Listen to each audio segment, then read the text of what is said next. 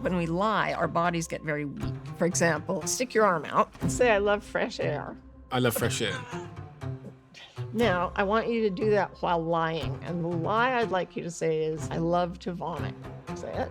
I love to vomit. That's so weird. Now say, I love fresh air. I love fresh air. Now say, I love to vomit. I love to vomit. Why is that? It's because of the way the brain is structured. And there are many tricks. Do you want to do some more? Sure, let's do that. Martha Beck, Ph.D., is a Harvard-trained sociologist and world-renowned life coach whose notable clients include Oprah Winfrey. Her neurological-based techniques have helped individuals cope and adapt to an anxiety-addicted world. So our brains are biologically pre-programmed to be anxious, taught by innocently believing lies, by socialization or trauma. Socialization says you're not good enough, you should try harder, that was a bad choice, all kinds of things. And trauma tells you, oh my God, everything's dangerous all the time. And then it creates horror stories that haven't happened yet to make you safe. But the thing about anxiety is if you get stuck in the anxiety spiral, it just keeps getting worse. For example, I have memories and a lot of physical scarring from sexual abuse, which started at 5 years old. And then by the time I was 30, I had depression and anxiety and bedridden with autoimmune diseases, thinking I could just kill myself. But I can tell you with 100% certainty, it is possible to trick our brains and shut down anxiety. So if I'm feeling anxious, what would you recommend that I do? Here's one of my favorites. This has always blown my mind a little bit. 53% of you that listen to this show regularly haven't yet subscribed to the show. So could I ask you for a favor before we start? If you like the show and you like what we do here and you want to support us, the free, simple way that you can do just that is by hitting the subscribe button. And my commitment to you is if you do that, then I'll do everything in my power, me and my team, to make sure that this show is better for you every single week. We'll listen to your feedback, we'll find the guests that you want me to speak to, and we'll continue to do what we do. Thank you so much. Dr. Martha Beck, within all your work, what is it that you're aiming to do? And I guess most importantly, equally importantly, who are you aiming to do it for? I could give you the normal answer, which goes down easily with most people, or I could give you the truth, which sounds really weird. I'll take the truth. I was hoping you would say that. So in all my work, and this means from the time I was little, I remember being dreadfully anxious about not having done enough toward it. On the night before my birthday, one year, I was lying there thinking, there's something I'm supposed to help with on the earth, and I have not done enough, and I've got to get moving here. And the next day I turned 4. So ever since I was little, my whole intent has been based on this feeling that I was meant to help with a shift that would happen in the world during my lifetime. And I did not know what it was. So I would ask myself, what is it? I would spend hours thinking, what is it? And the only thing I got as an answer was this bit of poetry from T.S. Eliot. And it goes, I said to my soul, be still and wait without love, for it would be love of the wrong thing. And wait without hope, for it would be hope of the wrong thing. There is yet faith, but the love and the hope and the faith are all in the waiting. Wait without thought, for you are not ready for thought. So the darkness shall be the light, and the stillness the dancing. All right. As I got older and studied more, I began to think what I am meant to help with is a shift in the way human beings perceive and think. And that is why I couldn't know what it was, because to explain to someone a fundamental shift in the way they think would have to be processed through the way they're thinking now. And so it would be fundamentally misunderstood. So now I'm old and I don't care what people think of me. So I just say this right out loud. It was a deep secret in my heart for decades. And now I just say, I think there is going to be a shift in human consciousness. And I think it is going to change the way humans relate to the planet, relate to each other, relate to themselves. And I could be wrong, but I don't care. I'm going to keep trying for it till the day I die. And what is that shift in human consciousness that you're predicting? wait without without thought. But actually, no, I actually have a theory now. My undergraduate degree was in East Asian studies. I lived in Asia and studied Chinese and Japanese. And they have a concept in Asia that is not well known in modern Western culture, and that is the concept of awakening. And it's awakening out of the dream of thought, which is, I mean, the whole thing is now like half of our listeners are at this point probably thinking, Stephen has brought a lunatic to the program. I will not listen to this episode, but I'm promising you, it gets really cool if you focus on it. Because when you awaken, and it's a shift in the way, a fundamental perception, this is also very strong in India, Tibet, and the other Buddhist countries. It's a shift where you leave the aspects of your thinking that cause you internal suffering. You cease to suffer after you awaken. I think that's actually an epigenetic shift that is inherent in the brain of every individual, and that many individuals throughout history have gone through it. The great teachers, I think Nelson Mandela went through it in prison at Robben Island. So all over the world, in different cultures, in different parts of the world, throughout history, individuals have described this experience with very, very consistent terminology. You awaken, you realize that the life you've been living is real, but only in the way a dream is real. And that the reality of the awakened state is much more real. And in that state, there's no fear, there's no suffering, there is infinite compassion. There is the desire to serve.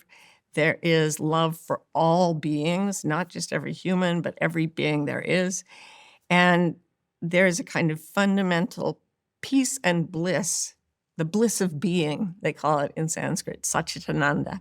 The bliss of being becomes your everyday state. I think if a critical number of people experience that at the same time, we could just fix the problems humans have been causing for the last few thousand years. How could you persuade anybody that that state of being is even possible? Well, I have a few tricks.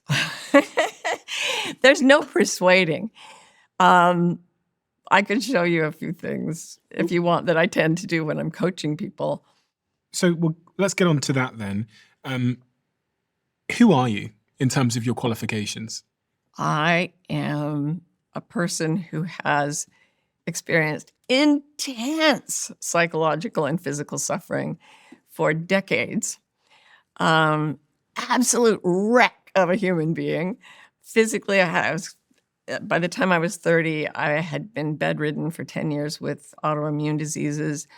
I had depression and anxiety in massive amounts from the time I was very small.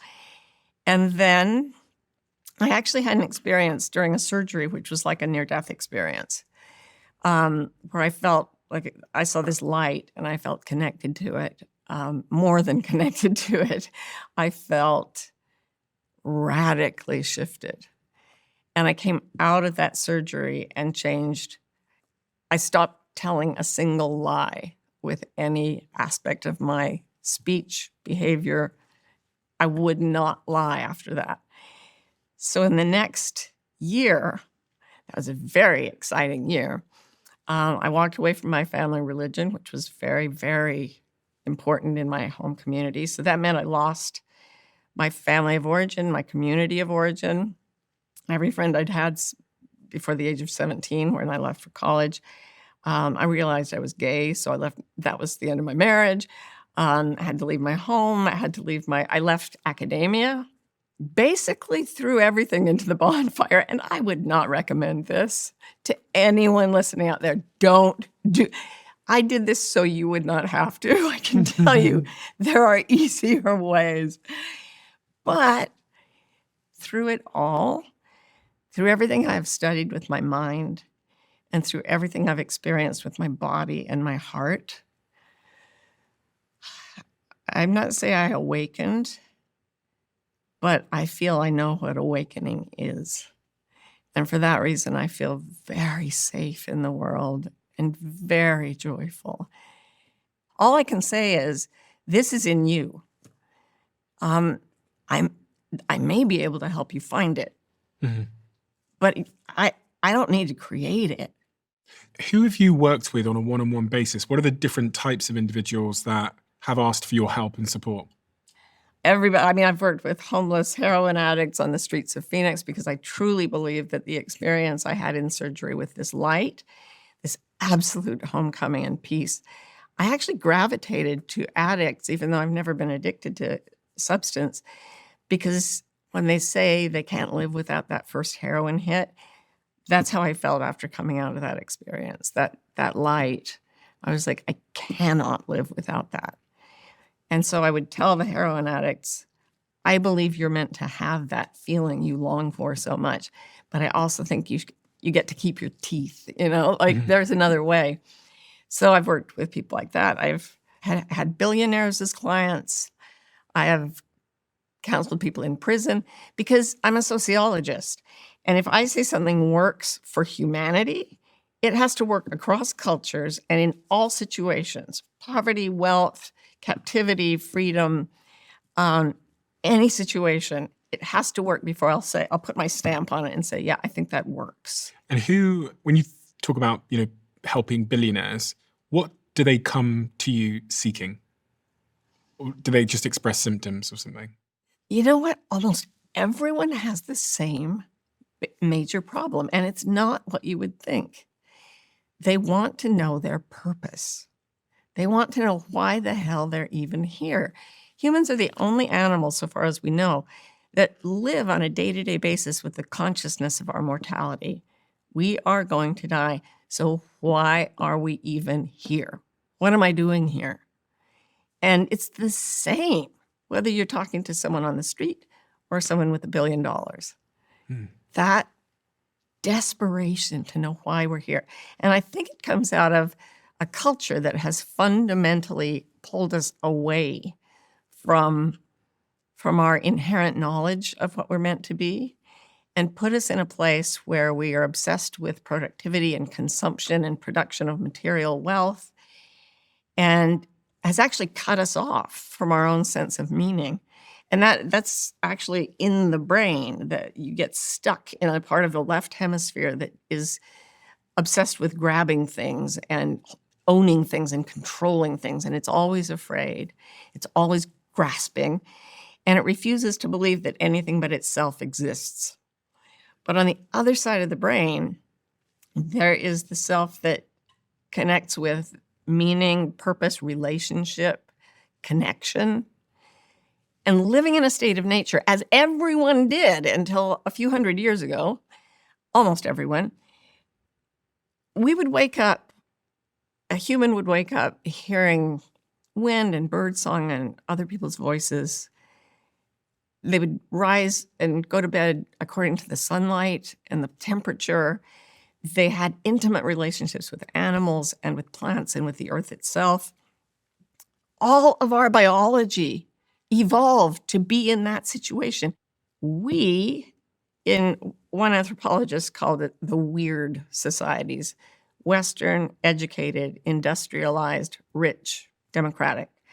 We have a fundamentally different way of living. We get up surrounded by artificial light. We push ourselves all day to do things that we would never have done 300 years ago. Spreadsheets, sitting next to people we barely know who are assigned to be there because we have similar tasks, which is a system based on factory labor, which is horrible for people. Not to solve real problems that matter to you, but to catch on to something that an adult already knows, who's going to punish you or shame you, depending on whether you get the right answer or the wrong. It's a bizarre, very left hemisphere dominated society.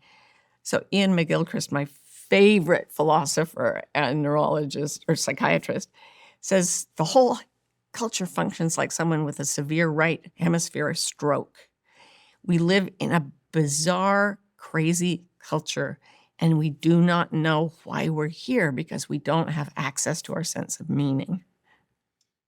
I just wanted to ask you, of all the things you could have written about at this exact moment in time, you chose to write a book about anxiety. It's called Beyond Anxiety, Curiosity, Creativity, and Finding Your Life's Purpose. Why did you choose that subject, and specifically this word anxiety, above everything else you could have written about? So after I wrote The Way of Integrity, where I say, look, integrity to me means that you are whole and that's what the word means. It means intact. It doesn't mean like morally.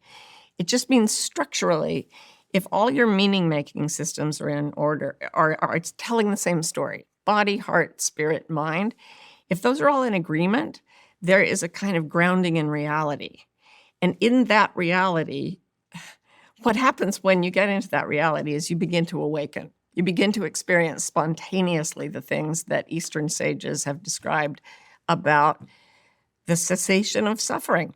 So I was, I'd been studying toward this for years, and I thought, this is the last self-help book I'm ever going to write because I really believe this is it. So people read the book, and then they would come to me and they'd say, I have put my whole life in integrity, but I'm so scared all the time. I am so afraid. So I started looking into it and realized that anxiety is skyrocketing all over the world. It is by far the most common mental health challenge that people face. Something like 284 million people, last I checked, were clinically diagnosable with anxiety disorder. During the pandemic year, 2020, anxiety went up all over the world by a full 25%. And here's the thing about anxiety. It's like one of those tire rippers that you drive across and you can't drive back. Because of the way the brain is structured, when you get into anxiety, it just keeps going up and getting worse and worse and worse. And then when you get a lot of people who are experiencing this intense anxiety and they can't get out of it, they create a culture that reflects anxiety and fosters anxiety without really meaning to, but that becomes, if you're stuck in this very mechanistic, grasping way of being, anxiety is inevitable and actually lauded. So I was amazed to find that Jeff Bezos, one of the richest men in the world, says in his quarterly reports, and loves to say in many settings, that he tells all of the thousands of Amazon employees who work under him, he wants them all to wake up terrified every morning. And that's the word he uses, terrified. And to stay terrified all day, because that makes them productive. But most of these people are just getting by financially. He wants them to be afraid all the time so that he and the stockholders can get more stuff. And they already have so much stuff. Like 1% of the world's people own something like 50% of the total wealth of the world is owned by the top 1%. It's insane. And so we're saying, yes, get up, be terrified, as long as you're productive. And you know what? When you get really productive and you earn a lot of stuff and that's still your only way of being, you still wake up terrified every morning and you stay anxious all day long. Fear is like being shot from a cannon. If a bear came in here, we would both go, whoa, and we'd get very clear instructions from our biology to either fight, flee, freeze, hide under the table. I would feed you to the bear, probably. Good luck with that. Good luck with that. I'm like double your weight. You could totally take that bear. I'm not going to risk it. Yeah. I'd be out of here. No, you would win. Anyway, it would eat me, and then you would win. Yeah. And then our fear, if we were like other animals, would subside. Mm-hmm. That's normal fear. Anxiety, instead of being like shot from a cannon, it's like being haunted. Something bad happens, or we hear about something bad happening, and we get that jolt of fear, but instead of acting and then relaxing, we turn it into a verbal story. So a group of psychologists, I think in the 90s, decided to try to figure out why humans, of all animals, are the only ones who commit suicide on a regular basis. And what they found out, the answer is language. We humans have the capacity to use language to create an abstract vision of the future that is more horrifying than the prospect of our own death. We choose death over the story of fear that we carry in our minds. And the spiral happens because there's a jolt of fear, then a story about the fear. And then there's a story about how we have to control the world so that we won't be in danger anymore. And we have to control our loved ones so they won't be in danger. And we just have to control.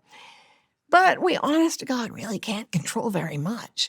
So then we get worried, we get even more scared. And that feeds back into these primitive brain structures that say, fear! And then it creates a bigger story and more control efforts. And it goes up and up and up. And it doesn't go down because that part of the brain has a very peculiar, I don't know how this evolved. It has this tendency to truly believe that nothing but itself exists. So you're going to have to explain the brain to me in the context you're describing it for me to understand some of these Yeah, a little points. Tell me what I need to know about the brain. I'm going to draw a little picture of it on my iPad here Okie so I dokie. can stay with you. All right, so you've got your brain and it's symmetrical, right? Yeah. To mirror image, there's something in the middle called the corpus callosum that connects it. And I'm about to vastly oversimplify, and I'm not a neuroscientist, so neurologists, I beg you to forgive me. I know that the whole brain is working almost all the time, and that left-right simplifications about the hemispheres of the brain are oversimplifications. Nevertheless, there are very dramatic differences between what happens, and so I'm going to talk to those. So on the left side, you have this thing called the anxiety spiral, where there's a little tiny part of your brain called the amygdala, and it's very primitive. Every animal with a spine has one of these, or something very close to it. And its job is to make you safe by being alarmed when you see unfamiliar things. It feeds information to layers of the brain that are also ancient, but not as old. And these, on the left hemisphere, make you immediately start thinking of ways to control a situation. And then when it gets to the outermost layer of the left hemisphere, which handles things like time and language, it starts to tell a story defending the feelings it's having. So that's what the left hemisphere does in this one little compartment. On the right side, you also have an amygdala. You actually have two of all these structures. On the right side, the amygdala also goes, something unfamiliar, little burst of, Then, on the right side, it creates curiosity instead of aversion. Have you ever rubbernecked at an accident? Is that when you're like, what's Yeah, everybody slows down and you're like, what happened? What happened? Yeah, of course. And I always think, I should look away. I'm being like voyeuristic, but I still really want to look. Mm-hmm. And the reason is that we evolved a tendency to move away from frightening things to stay safe, but toward them insofar as we can figure out what happened and avoid that happening to us. So curiosity is intense around things we fear. That's why the average American child, by the time they're ready for college, has witnessed on TV or online 16,000, or is it 60,000 murders? Mm-hmm. We're terrified of murder, so we're obsessed with it. You do not have mystery stories written about robbery. It's murder. Okay, so the right side amygdala goes curious. And then it starts to connect things. How can I figure this out? That's like that other thing. So this is what must have happened. It's a detective. Mm. And it starts to put together its own version of what happened. Doesn't use language, but it uses very vivid images and sensory details. And it can connect things in ways that are highly original and inventive. So you immediately start to get creative. What I found in the wonderful books I read about anxiety, they always talked about how to get your anxiety to calm down. But for me, that wasn't enough as an individual or just as a theoretician. because that just gets you you flatten your anxiety. But if you go into the right hemisphere of your brain and start to get creative, something really magical happens. Just as anxiety shuts off creativity, creativity can shut down anxiety. It's like these two parts of the brain toggle. Mhm. And if you go to any traditional culture, you will find the wise people, the elders, the medicine people of that culture talking about the oneness of all things. It's not a new concept. Mhm. What I realized is that if I deliberately chose to push my brain toward creativity and get the right side moving, my anxiety shut down. And then I started testing it on clients and on groups of people online. I'd design these, experiments because I was trained as a sociologist.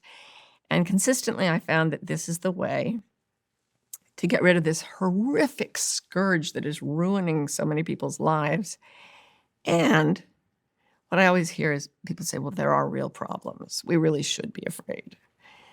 My answer to that is if you were in a horrible car accident, God forbid, and you had many injuries, would you want the surgeons working on you to be in a state of panic or calm creativity? The only way we're going to fix the problems we've made with our fear-based behavior, the only way to solve problems this big is to access the incredible capacity of human creativity. I believe we can do that as individuals and as a species. So how would I go about switching into this right hemisphere? If I'm feeling anxious, what would you recommend that I do? It's so easy. It's so amazingly easy. Now, your brain naturally goes toward anxiety because of something called the negativity bias. And I always think of it as 15 puppies and a cobra. If I gave you a box and it had 15 puppies and a cobra in it, what would catch your attention? The snake. And that's because in evolutionary terms, paying attention to the snake is a good idea. Mhm. Yeah. But we have such a strong negativity bias in our culture, and we have very little to pull us back into communion with oneness. We don't have nature around us anymore. So we have to do that. We can trick our brains into doing that. And if you want to play a little with this. Sure. Okay. Tell me what to do. First, I want you to think of something that makes you feel a bit anxious. Maybe not panicky, but anxious. It's something you're willing to tell us what it is. Okay. Something that makes me feel a little bit anxious. Yeah. Oh, this is an interesting one.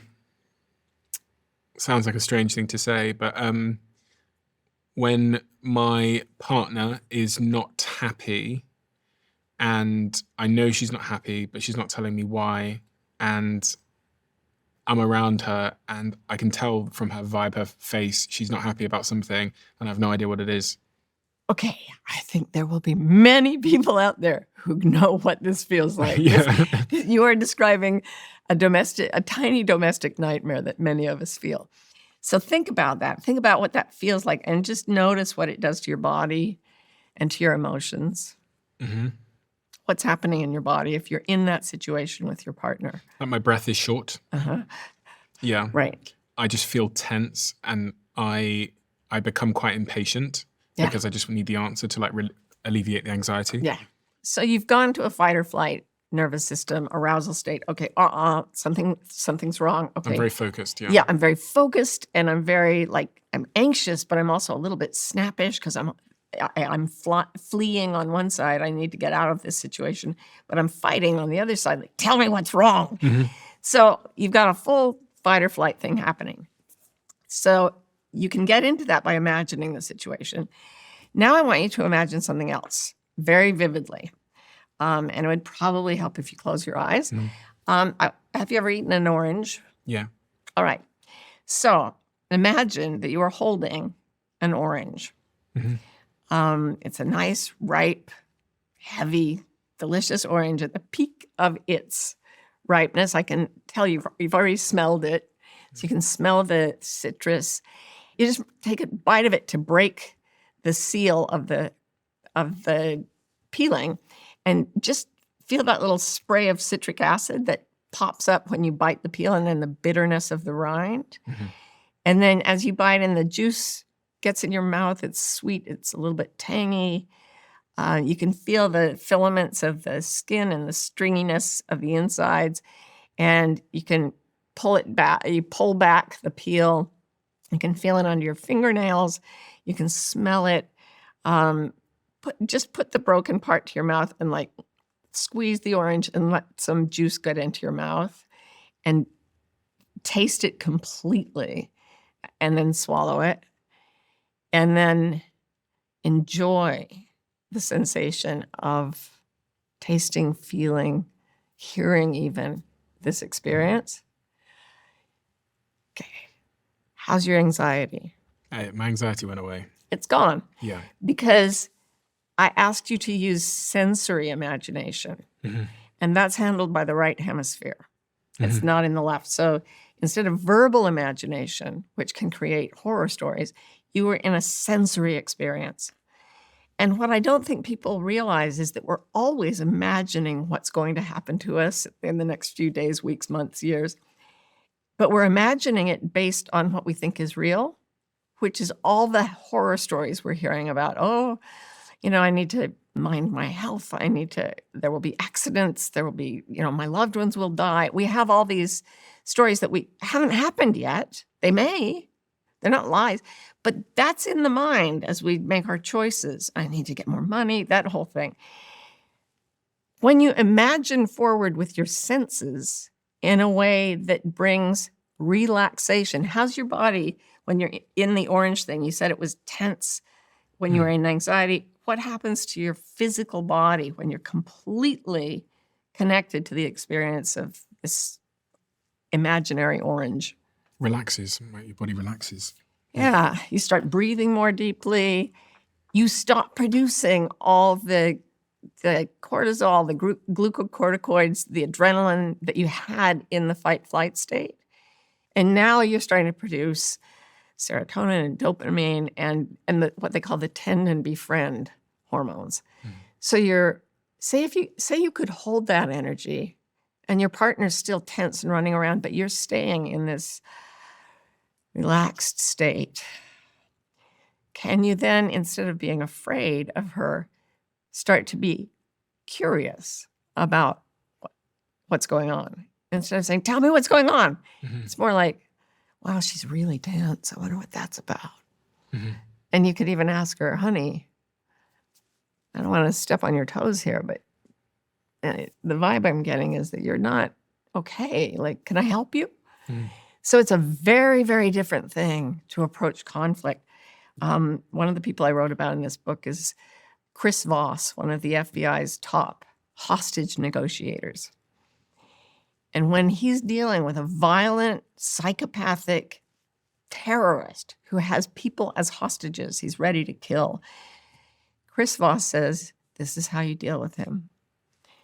Gently, with a soft voice, curious about his experience and empathetic about it. And you're just thinking, what? This is not in the movies. But the human amygdala is a frightened animal most of the time. And we all know that if you run at a frightened animal and say, tell me what you want, it doesn't get less frightened. So what you just did was move your nervous system into a state where you can be a field of peace for someone else who's anxious. Do you have to do the orange thing the whole time to get into that state? No. There are many tricks. Do you want to do some more? Sure, let's do that. All right. Here's one of my favorites. And I got this from a brilliant artist and professor at Harvard, William Ryman, who I was lucky enough to be his teaching assistant for a few years. And this is one of the things that he used to do to get the students to shut down the left side of their brain. Well, not shut it down, but to use the right side of the brain as well, because the left side of the brain can't draw very well. I have to tell you this. So all I want you to do is put your stylus there over toward the right center of your field. Yep. And write your first name the way you usually sign it. Yep. All right. The way I usually sign it or write it. the way you usually sign it. Okay. Yeah. Okay. So the way I usually sign it's a bit more complicated. Ooh, that's beautiful. Okay, so now put your stylus just to the left of the signature, and now replicate the signature, but this time write it in mirror writing, backwards. Take as much time as you need. Gosh. Take This as much is time as you need. so difficult. Just breathe. Wait, I've got it wrong already. Can I rub it out? Absolutely. You have as many tries as you need. Sugar. Notice how the rhythm of your hand goes when you're signing, moving right, and try to see if you can find that rhythm going the opposite direction. I might need pen and paper. Using pencil and paper, because they're tactile, Yeah. is actually, you're going to have easier access to it because you're going to have more access to the right side of your brain. This is so difficult. Why is my signature so complicated? You're doing brilliantly. Mm. Mm. Mm. Mm. Mm. You did it. Terrible. Yay. No, not terrible. Now, but the torture is not over, Stephen. It's terrible. It's beautiful. You said you wouldn't lie. I just meant your first name anyway. Okay. Oh, this is good. Now, while you were doing that, you might have felt intense frustration and a sense of, but when you're anxious about it, you actually can't do it. You have to become engrossed with it in order to do it. Because your brain is creating new neuron synapses that have never existed before. You've never done this before. So you are fundamentally changing your brain, teaching it a skill it has never had. And this is what children are going through when they learn to write for the first time. But what you just did was connect to parts of the brain that are in the right side. So this is why we used to make these poor students do this. Because once they could, we had another book we worked with called Drawing is Forgetting the Name of What You See. As long as you call it a cup, you can't draw it. You draw your image of a cup. But when you forget to call it anything, it just becomes a shape. Like your signature had to just become a shape. And shapes are on the right hemisphere. So what you just did was, it's like powerlifting. You forced your brain to create synapses that were brand new, that were taking you into a state of learning, deep learning. Mm-hmm. Similar to what happens to children if you let them run around in nature. So there was a study done at NASA in the 60s to identify creative geniuses. And they found that 2% of the adults they sought out, like college graduates, were creative geniuses. After a while, a few years, they decided to try giving it to 4- and 5-year-olds. 98% of them were creative geniuses. And I think that probably the other 2% were just having a bad day.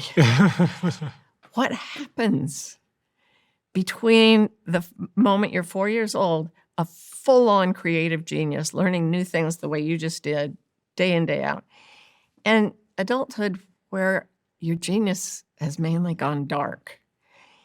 It's because you stop trying things that are brand new like that. Mm-hmm. You're put in the factory line in school and taught to learn in a completely different way that's based on shame and fear and artificial skills that don't mean much to you. And right and wrong answers. Yeah. Everything's right or wrong. Everything's very judgmental. In nature, nothing's judgmental. One of the things I've done with groups of clients is take them into a forest and with the help of my another coach who's a great woodsman, we give them the tools to make fire with sticks and rocks, but they have to work as a team. And then we say, make fire, but you can't talk about it because language is in the left hemisphere. And sometimes they're out there for 4 hours. And the whole time it's like, what are we doing? They try all these different things. And then I've never had a group that didn't do it. They figure it out, and you end up with a little flame in your hands, and you feed it a few bits of dried moss or whatever, and you blow into it, and it starts to smoke, and then smoke heavily, and then suddenly it just bursts into flame. And there's this feeling, there's this Promethean feeling. oh my God, we can do anything. Mm. And the fact that that's how we're built to learn, and there's joy in it. There's a kind of, it's an achievement, but nature's not saying wrong, right. You get an F, you get an A, you get higher levels. No, you get fire or you don't get fire. No judgment. So what does this mean for me on a day-to-day basis? If I understand the power of this, does this mean that I should draw my name a lot? Or is there something that we can all be doing to alleviate our anxiety and to get us into the right hemisphere of our brain? Well, to me, there's a 3-step process, and there are 3 sections in the book. The first one, I use it with the acronym CAT, Calm, Art, and Transcendence. This is how it works. The first third of the book is just how to calm your brain. It's been taught to be anxious. It is biologically pre-programmed to be anxious. So to calm it down, most people will say, they'll come in and tell me, I want to fight my anxiety. I want to get it I want to end it. I want to bring it down. I want it gone. Because they think it's a broken machine, but it's not a broken machine. It's a frightened animal. And if you came in and I said to you, okay, I want to end you. I want to bring you down. I'm going to fight you till you're gone. Would you be less afraid or more afraid? So they're attacking the part of themselves that's anxious. And it makes it more anxious. So, and that's what we're taught to do. End it. Force it to calm down with chemicals. One of the most ghastly things that ever happened in psychiatry was that they used to literally take people who had, inexorable anxiety and literally put a screwdriver through the eye socket and up into the brain and just mix it around. That's how mechanistic we are about our own minds. We can fix it with a screwdriver. That's a very left hemisphere way to think. And it's literally attacking ourselves. But we're all born with the intrinsic knowledge of how to calm a frightened animal. So if you found a terrified puppy on your stoop one morning and you decided to try to help it, you would instinctively know how to do that. What would you do? I would approach it slowly or not approach it at all. And I would get down. Yes. And I'd be very gentle and say hello. And I'd ask it to come to me. Yeah. And if it didn't, you'd give it space. You'd give it time. You'd sit there with it. Yeah. And just the way your energy just changed now, you'd get down, you'd begin to smile in a very sweet way. And I could feel the tolerance and the gentleness and the space that you would give this creature. We've got to learn to be gentle to ourselves. We are taught to be violent to ourselves. Biohack that. Make yourself eat this and do that. And instead, if we could just go to the anxious part, like say you're with your partner and she's acting weird and you're feeling anxious. Generally, what we do is we try to control the situation. What can I do? Can I make her happy? I'll bring her flowers. I'll do whatever, right? Have an argument. Instead of trying to control her, the best approach is go inside, find the part of yourself that's afraid. So if you're in that situation and she's nervous and you just start to observe your own anxiety, like, okay, what does that feel like? Who is that in there? Who's the anxious part of me? And just notice, try it right now if you don't mind. Mm-hmm. She's upset, she's tense, she's not telling you the problem. Notice the anxiety. Where is it in your body exactly? It's like here in my chest. Okay, in your chest. So allow that and say to it, I'm going to give you space. I'm here. I'm going to be here with you. I know she's scaring you, but I've got you. It's okay. She's not going to hurt us. I can go in the other room with you if you need and sit with it and say, let me know, what are you feeling? Tell me everything. You get to feel exactly the way you feel. And I'm here to listen to anything you want to tell me, and I will not hurt you. And I will not try to stifle you or make you go away. So how does that change anything? Yeah, for some reason it just the volume went down. So I can describe it. It's just like the volume went down. And it made me wonder if just by you saying that, it made me wonder if in those moments I should be writing it out. That can be really helpful. There's a psychologist named James Pennebaker who found that if he just had students, he just did this experiment once as a graduate student. He had students write for 15 minutes about something that was upsetting to them. And many of them came out of the experiment in tears. It really upset them for an hour or two. He had other students just write what they did last summer or whatever. So there was this brief period where the ones who had stirred up some turmoil felt unsettled. But they, in the weeks and even the years subsequent to that experiment, they had fewer doctor's visits, they had less anxiety, they had better relationships, they had better everything. So he, for his whole career, just did these writing exercises where he would have people just express themselves, not to show anyone, not even to reread, just to express. Mm-hmm. The parts of us that are frightened need to be heard. The parts of society that are hurting need to be heard. I'm astonished by the Truth and Reconciliation Councils held in South Africa after Nelson Mandela became president. These people who had been through absolute atrocities, and they were just heard. They were allowed to tell their stories to the people who had hurt them and other people who were on their side. And the telling of it avoided, what everyone thought would be a bloodbath. And it of course didn't fix all the problems, but it unburdened to a large extent people who had been through things that I can't even imagine. So yes, write it down. So she's in the other room, she's acting weird. Something might come up about, like, how old is that anxious part? Maybe it's young, maybe it's not. You said something at the start. You said that anxiety is like driving over a metal spike in those police chases. That's what I was thinking about, like the police chases where they throw out the metal spikes and the car goes over.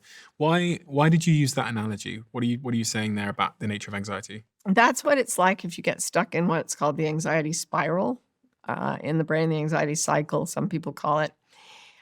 So what you have to do in that situation is, to extend the metaphor, get out of the car, disarm the mechanism, get that mechanism out of the way, the tire ripping thing, and then you can back out. But the stopping and getting out, that's the calming step of anxiety, and that's what you're doing here.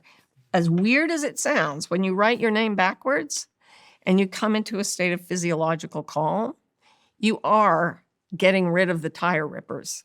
You're building pathways that go into the calmer parts of the brain. So the same thing when you were imagining eating an orange. You're calming yourself, and it allows you to reverse. Mm-hmm. It allows you to leave, finally. But our culture tends to not allow you to leave. It's always telling you horror stories. Mm. So then once you get really calm and you've taken care of that part of yourself, I said the acronym is CAT, CAT. Once you get to calm, then very paradoxically, it blew me away when I realized this, then you need art. And I don't mean drawing. I mean making things in 3 dimensions, making events happen, making a podcast. Like, what was the fire in you that made you make things? And how did it feel when you were in the making? In the making, it usually feels great. Yeah. Like in the process of making. Actually, me and my partner went and did, last weekend, we went and made some art. And I was stressed and stuff. And so when we went and did this art, I'd never painted in my life. Yeah. So we went to this random loft, and there was this guy there, and he had these massive 2 pieces of cardboard and loads of spray cans and paint and stuff. And we just painted for maybe 3 hours or something. Yeah. And I was totally lost in it. I mean, that's the way people describe it. They describe it as being lost in it, right? Yeah. And do you know that if people have been through a trauma and they're allowed to draw about it, even if they can't draw, professionally, they have an 80% lower chance of developing PTSD. There's something about creating stuff, and it could be a company or it could be a spray paint on a cardboard. My partner started making bead bracelets a while ago. She's very busy. She doesn't have time for this, but it makes her so content. And we were talking about how if you go into a tomb in Egypt from 5,000 years ago, what are you going to find? Among other things, beaded bracelets. If you go to the Amazon rainforest and contact an uncontacted tribe, what might you find? Beaded bracelets. People are making beaded bracelets all the time, and they serve no function. They are precious, pointless things, she said, that we make. And all cultures make. We make music. I mean, I think about the cultures in Jamaica, one of the worst slavery colonies in the history of the world. It made what was happening on the mainland look gentle by comparison. And out of that, you get these incredible art forms, reggae, dance. I mean, like in the middle of being crushed, having literally everything taken from them, people were still making art. This is a part of the human spirit that is just, it's indomitable, and our culture pushes it to the fringes. Okay, Stephen, you can do that on a weekend. That's nice. But did you really make any money? You know? Get a real job. Yeah. How does this link, again, back to the brain? So if I'm making some art, I was doing that spray paint thing with the paint and the... I'll show you a picture of it after. I actually think that's cool. I want to see it. But how is that helping me to calm my anxiety? It's because of the way the structures on the left side, they're obsessed with grasping material objects, acquiring, controlling other people, always thinking about fear. And there does seem to be this toggle effect that anxiety and creativity just can't work at the same time.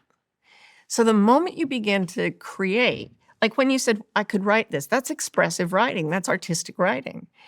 And all of a sudden, the toggle switches off in anxiety and on in creativity. So I believe that there's another spiral on the right side of the brain, but instead of spiraling tightly into fear, it spirals outward.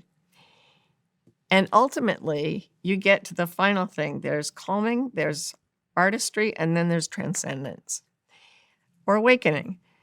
When you're there, sometimes we call it flow. Csikszentmihalyi, the psychologist who named it flow, really looked into this. And it's a state of creating and performing at a level so difficult we almost can't do it. Exactly the way you were writing your name. It's like, oof. And you can have what's called the rage to master, where you're just like, I can't. But when you get it, and I'm sure you've had this with many things you've created in your life, it's like flying. It's heaven. And there's a time in the process of creating where the sense of self falls away and the sense of control isn't necessary. And what you feel is creation itself sort of moving with you and through you. And it's blissful. And I believe that is the state in which we are meant to spend almost all our time. And I think that would transform our consciousness. This is a related but slightly unrelated topic, but there's a lot of people and certain demographics suffering in different ways at the moment. Yes. There's like a conversation I hear a lot about men suffering with Yes. meaning and purpose and those things. And I hear this other conversation about young women suffering Yeah. and depression Absolutely. and anxiety being on the rise there.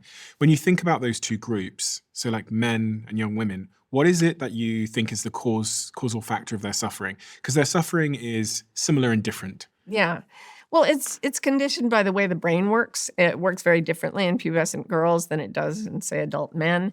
Young adult men, their brains work very differently from elders. That's why in traditional societies, the young men would be herded together. And sometimes, for example, in some cultures, their faces would be obscured. They would leave their name behind. They would leave all the possessions they had or burn them. And they would be taken into the wilderness by the elders. And the elders would proceed to scare the living daylights out of them, making strange noises in the brush, putting them through a kind of trial. And the result of this is it kind of disintegrates the ego And you still see it in, like, if you see movies about the army and how the tough but heart of gold sergeant breaks down the young soldiers' egos so that they finally say, okay, I am not the center of the universe. I need my brothers to exist. And I bow down in the face of nature, which is greater than I am. And then the elders say, all right, now you're ready to be a man. Go back to the village and tell people your new name, which you get to choose. Young girls at puberty go through the opposite experience in many cultures. They are isolated in places away from all humans because the primary psychological task, according to some theories, of males is that they're born sort of differentiated and very individual, and they need to learn to integrate with other people to be whole. Females tend to be born, or people identified as female, are born very integrated, and the task of female maturation is to individuate. So young girls who they're just at the stage where they need to find out who they are as an individual. And instead, they're very integrated with networks of people who are psychologically attacking each other in ways that are extremely harmful to their psyche at that stage. In a traditional culture, they might be put in, say, a hut that was dark and given food every day, but you're in there by yourself until you learn, I'm okay. I can actually go inside myself and find the truth of who I am. And on the other hand, the boys are out there going, I can give up thinking I am all that, and I can kneel in reverence at the oneness of it all. And then they come back together, and they've got a lot in common at that point. Because the men now realize they need people, and the women now realize that they have an independence. Exactly. And so each can understand the other better. I mean, the wisdom of these cultural traditions is incredible, and we just don't have it. We don't have it. The internet in particular spins out the individuation of young men, makes them feel like, they do have bands of brothers, but it's like, we're under attack, man, and I'm going to I have to achieve. I'm going to try it this way, and I'm going to try it that way, and there's a lot of battle games and stuff, but none of the humility that comes from the elders. Mm-hmm. And these young girls are just caught in whirlwinds of social toxicity when they might be taught to meditate.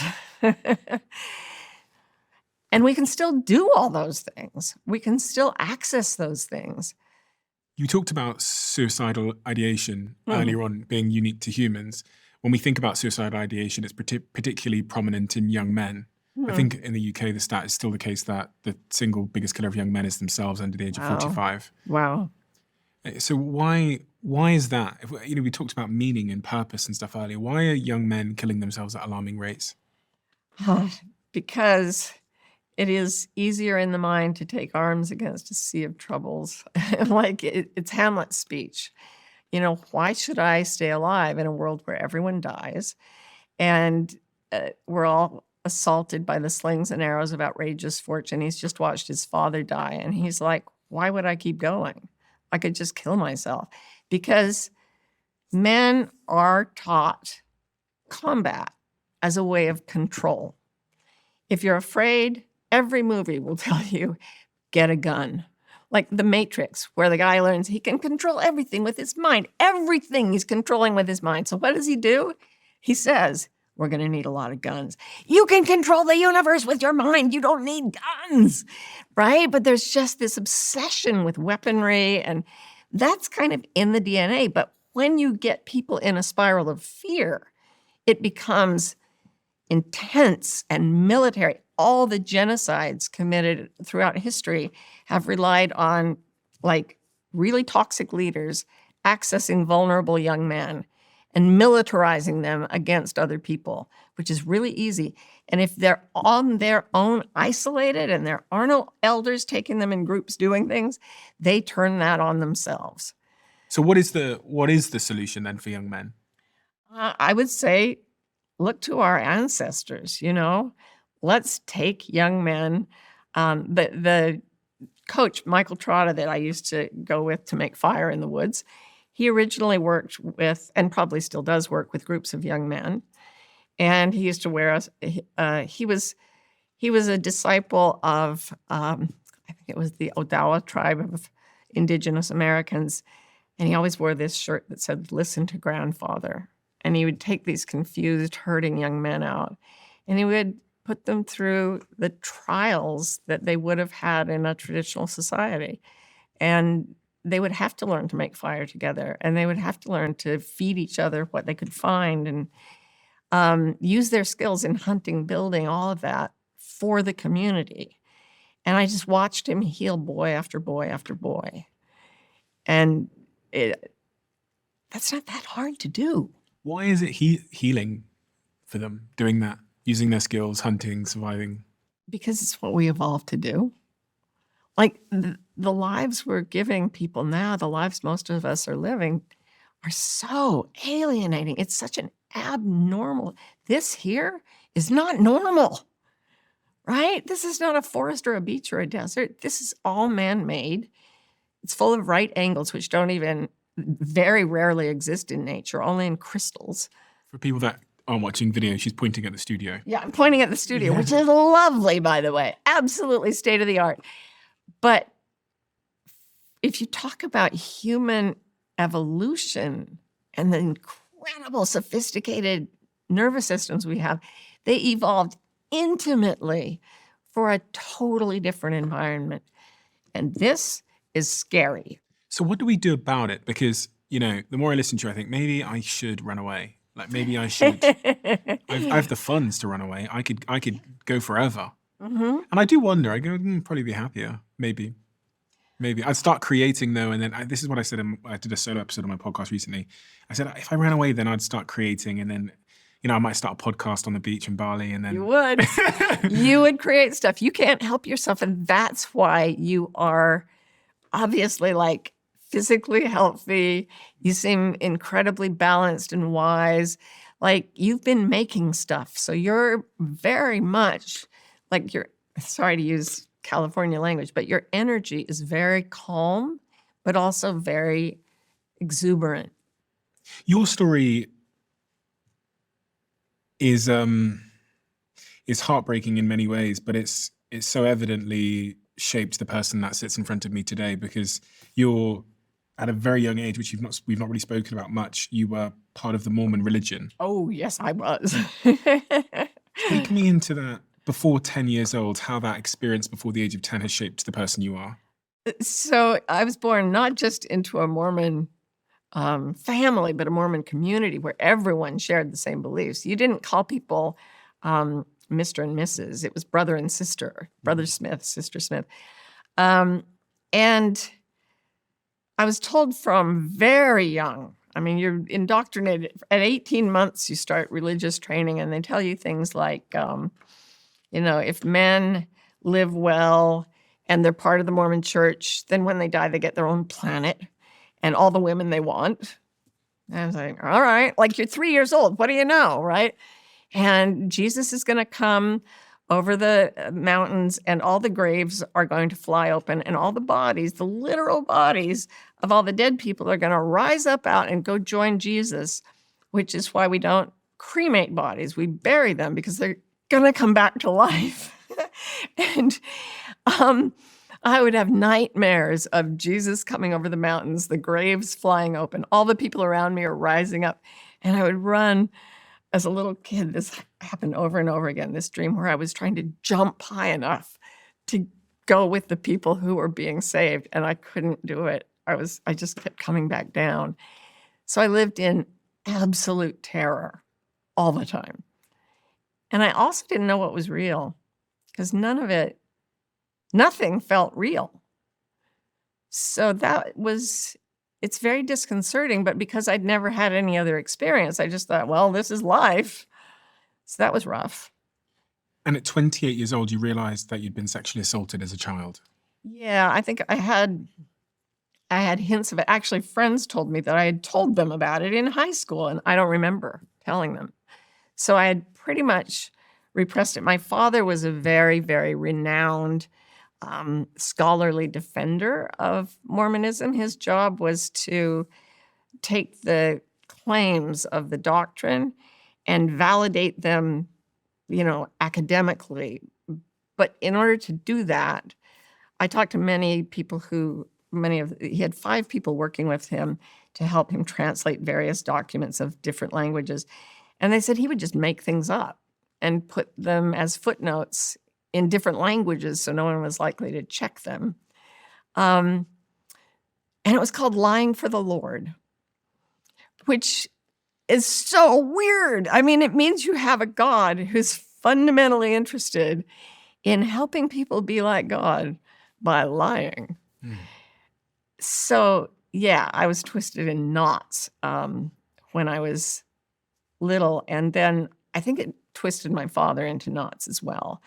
And I do have memories and a lot of physical scarring from sexual abuse that sort of blew up into my consciousness right after I had that the light experience that came to me in surgery. And it actually told me during the surgery, you're about to go through something very, very difficult, but I've always been with you and I'll always be with you. Never forget that. And that's why I decided not to lie anymore. And that's why when I started having these memories, it didn't matter because connection with that light and never forgetting it was the realest, maybe the only absolutely true thing that had ever happened to me. And I was not leaving again. Abuse at the hands of your father? Yes. Yeah. And you remembered that at 28 years old? Yeah. You recalled it at 28 years old? Mm-hmm. It sort of exploded into my mind. They're called intrusive flashbacks. I'd had a lot of symptoms of PTSD my whole life without knowing it. But my oldest child got to be the age I was when the abuse started occurring, 5 years old. And she looked just like me at that age. And every time I looked at her, I would just have these incredibly violent, it's not like a memory. It's like it's happening. It's like you're completely overwhelmed by it for a period of time. And it was extraordinarily hard. I'm not going to lie. It was bad. And I called my mother and she said, well, yes, that's what happened. And I was like, what? You agree with me? And she said, why shouldn't I? I know him better than you. And I said, okay, so what do I do? And she said, well, obviously you have to protect the church. You called your mother to tell her you'd been sexually abused and you realized, and she said, yes, she knows. Well, she called me and said, what's going on? Why are you not visiting us? And I said, all right, I had taken a vow not to lie. So I told her the truth, expecting her to go into a rage or something. And she said, well, yeah, that's how it is. She said, well, yeah, that's how it is. Yeah, I believe you. That sounds right. That tracks. How did it track? What did she know? She said, I know him better than you do. And I said, I don't remember. This was 30 years ago. But I said, he's not an honest man. And she said, no, he's not honest. And then she said, you better come and make him a cake. Which is weird, frankly, to say, yes, I believe you were raped by your father at the age of 5. And by the way, the surgery I was in when I had the light experience was surgery to correct some of the scar tissue left by the abuse. It had ripped internally and I was bleeding internally. And they just found all this scar tissue and where it probably shouldn't have been. And so for a mother to say, oh, yeah, I completely believe that's true. And what I think you should do about it is to make your perpetrator a cake kind of sums up the way I was raised. And I tried. I made the cake. I went down. I served the cake. And then I just couldn't go back. I just couldn't. Did you confront him? I did, yeah. I confronted him at first. And then years later, 10 years later or so, when he was 91, I was born when he was 52. And I wanted to meet with him after I'd forgiven him, to tell him that I'd forgiven him so that he would not have to carry that. Because he was a very, very miserable, strange, disassociated human being, like really, really weird. He was brilliant, but very, very broken. And I think he had to choose between his entire sense of reality and his religion, and he chose the religion. And he chose the job of talking other people into believing the religion. And I think it just completely broke him. And that plus, he was in World War II and saw a lot of action there. And I forgive him, you know. By the way, anyone listening to this, you do not have to forgive your perpetrator. Find a way to be in your own truth, in your own integrity. You will heal. You will be happier. Then you will notice that there is no more anything to forgive. You're done. Did he acknowledge that he had done it? No. He's very strange about it, though. He didn't say, I never did that. He said, oh, but that was the evil one, meaning the devil. And that was my family's story, was that I'd been sexually assaulted by the devil as a child. And that's why I had scars and so on. And so he said, yeah, that was the evil one, I think meaning the devil, but maybe he meant part of him that was evil. He never really talked to me. My whole life, we never had like conversations. He would switch languages. He would literally physically run away from me. It was very, very strange. Yeah, wasn't a normal childhood or adulthood. And after that phone call with your mother where you confronted her about it and she said, that sounds about right, I read that she then denied it after that. She totally retracted it, yeah. I mean, she had to live with him. And she couldn't very well, agree with me in his presence. So when I asked her, I met with both of them in my therapist's office. And I said, why did you tell me that you agreed with me and that it made sense to you? And she said, I just assumed you were joking, which was like, no. So. Did she ever admit that she had said that? No, she never did. I never saw her again. But actually, I have to say, if I had to, as a child, if I had to choose one of my parents to be around, it would have been my father, because my mother was just a big ball of misery and rage. And I never once remember feeling safe around her. Why? I had the distinct impression she hated me. Really? Yeah, because Mormons believe that children choose to be born to specific parents. And she had 5 children and 1 stillbirth, and her body was over it, and she was done, and she was sick and depressed and miserable. And then she had 3 more children. I was 7th of the 8 surviving children. And the last 4 of us, she was really angry that we had forced ourselves upon her. She did not want us. And she was angry because we had been born. And she was depressed, right? I was reading through your story about how she spent a lot of time in bed, upset, crying. Yeah, all the time. I had a weird privilege of watching her funeral on, what do they call it, closed circuit TV during the pandemic or just after. One of my sisters had gotten back in touch with me after 30 years of no contact. And it was the strangest thing, because I was going to go do something that day. And then I thought, no, I've got to go lie down in bed, which I don't do. And then I've got to watch TV, which I never do during the day. And then I got a text from my sister saying, our mom's funeral is on TV right now at this link. So I sat there and I watched it, and it was quite validating. One of my brothers got up and started out by saying, if you came here expecting to hear stories of motherly love, you are at the wrong funeral. Really? Yeah, and my siblings said things like, it's not so much that she was depressed. It was kind of like depression is who she was. I feel tremendous sadness for my mother, tremendous compassion and empathy, to the point, heartbroken about the life she lived and the lives that many other women live, sort of in crazy systems feeling they have no power. It just destroyed me to feel how much pain she was in.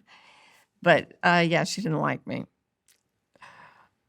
Did you ever figure out why your parents were the way that they were outside of the influence of the religion? Was there anything that happened to them? Oh, yeah, tons of things. Like they were, my grandmother, my mother's mother, I think was a complete psychopath. She was pro-Nazi in World War II. I thought, what? Like, who does that? She was Swedish, and she just thought that was the right thing to do.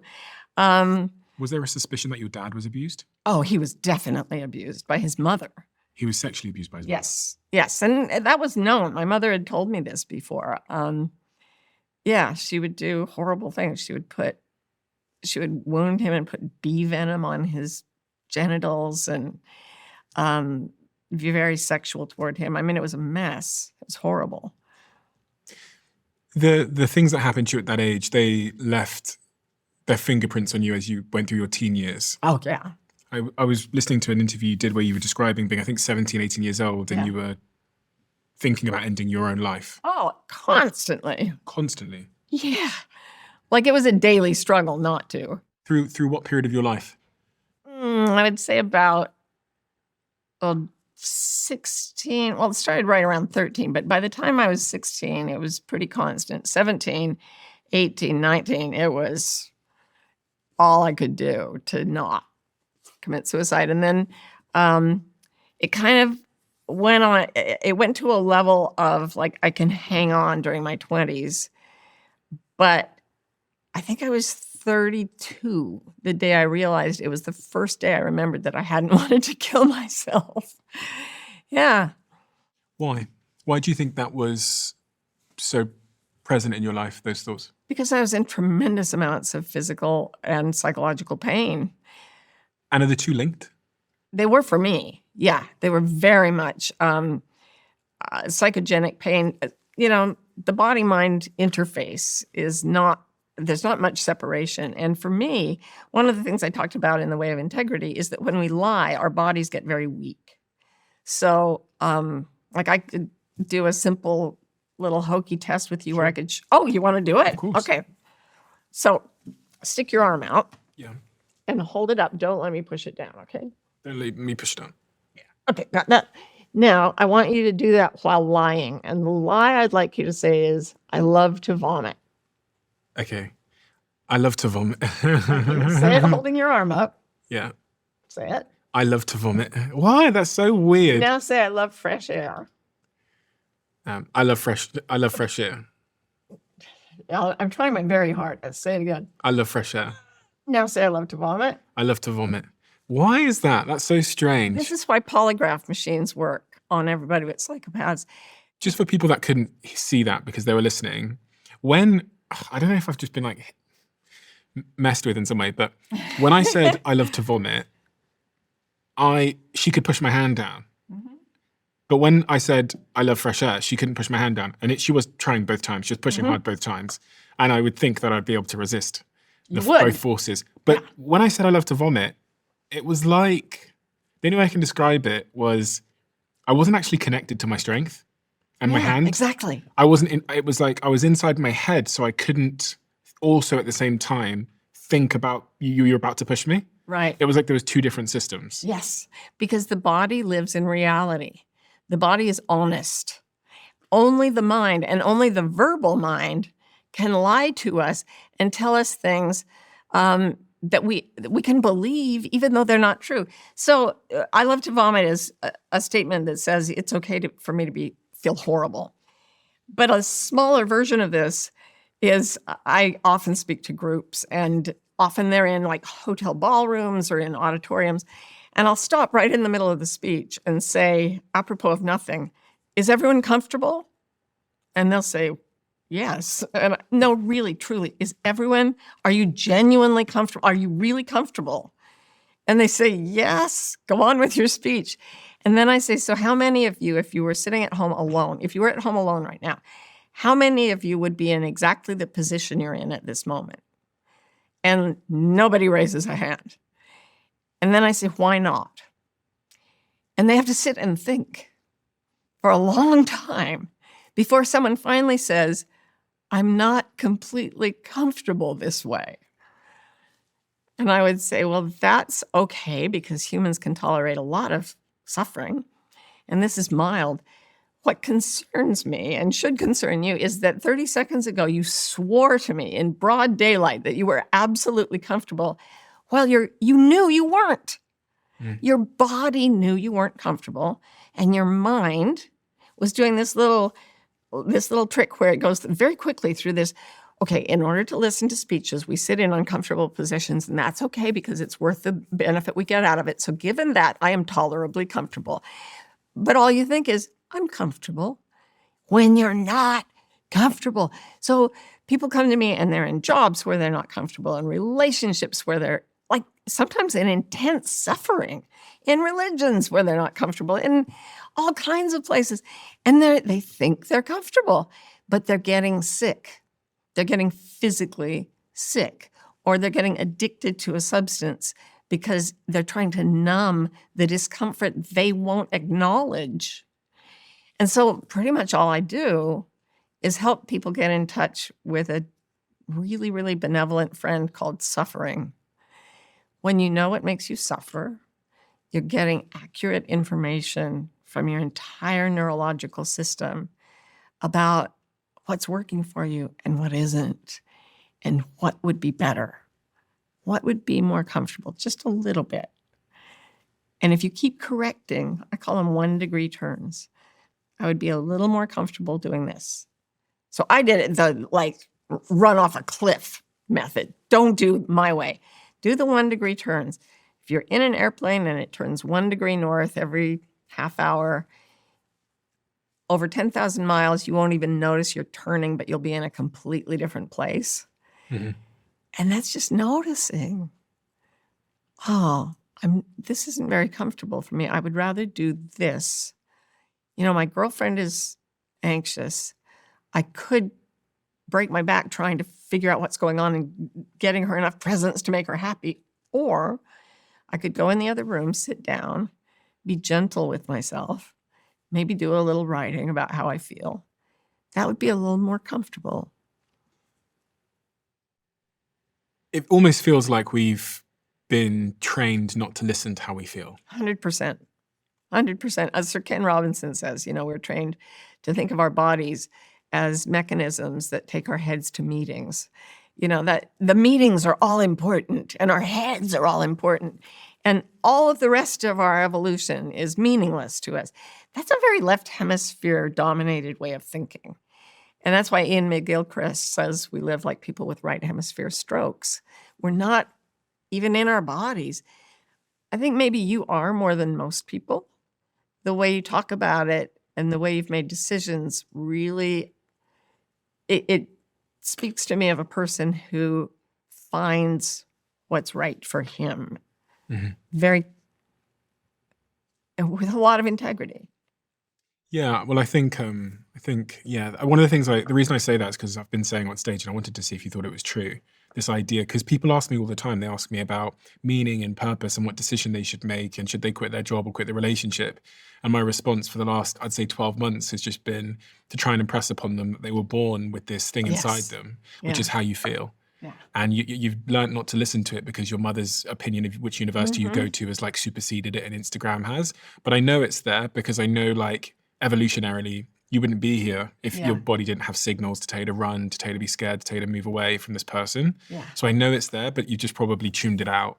Yeah. And I say that to people, and I've almost never asked them if that resonated with them, but I've just been saying it for a while. So I don't even know if it's true, but it's just how I experience life. Because my decision, the reason why I'm sat here now is because of I quit a lot of stuff. Yes.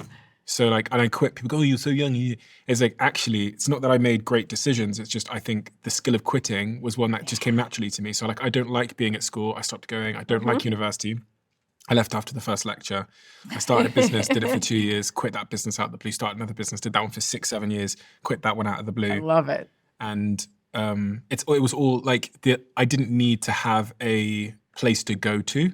I didn't need to have a better option. It was just, this doesn't feel good. I love that. But that's kind of running off the cliff. Yeah, like, it is 'cause a you can get bit. yourself in And the trouble. thing is, the costs are high and the rewards are high. Yeah. If you go gradually, you're going to get a smaller amount of gain, by the year. If you run off a cliff, you can have a really rough ride, but you might come out with a lot of positives. And your skill of quitting, it reminds me, if people come to me, I try to give them all the value in one session. Like, hear this and go away. All right, take notes. If you don't really want to do something, and you don't really have to do something, don't do it. Now, give me my money and go. Because that's the whole thing. If you don't want to do something and you don't have to do it, don't do it. And that's a really quick way to find out what you do want. What if you don't want to do it, but there's something telling you that you have to? So it could be like a horrible work meeting or that event you've been invited to with that person, which you don't particularly like anyway, that baby shower you don't want to go to.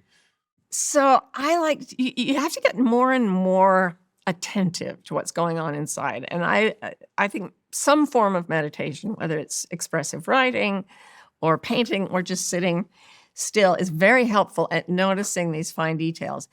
And I'm kind of joking when I say, if you don't want to do it, you don't have to do it, don't do it. But ultimately, that's true. And the way you decide, there are things that you don't want to do, but you actually do have to do them. Not because people want you to, but because you have to do them. And the way I experience that, I like to describe it with something the Buddha used to say a lot. And that was, wherever you find a body of water, you can know if it's the sea because the sea always tastes of salt. And wherever you find enlightenment, awakening, your own truth, your path, you can always recognize it no matter what form it takes, because enlightenment always tastes of freedom. He did not say happiness. He did not say benefit. He did not say, mania, true love. He said freedom. And when like, I did not want to meet with my parents, for example, in my therapist's office. I was terrified of both of them. And of the whole community. My therapist could have been run out of business in the town we lived in.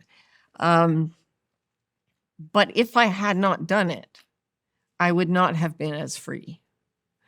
So I had to do it.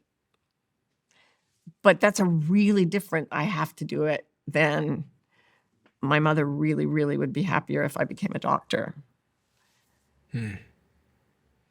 Freedom. Yeah. What is freedom in that definition of the word? When I asked you what your body felt when you started paying attention to it and you said it relaxed, it's a sense of, I also mentioned flow, which is the sense of being completely, almost the sense of self disappearing and being in complete harmony with something that is moving through the world. My undergraduate degree is in Chinese, and so I found out about Taoism earlier in my life, and it's not really a religion the way we would think of it.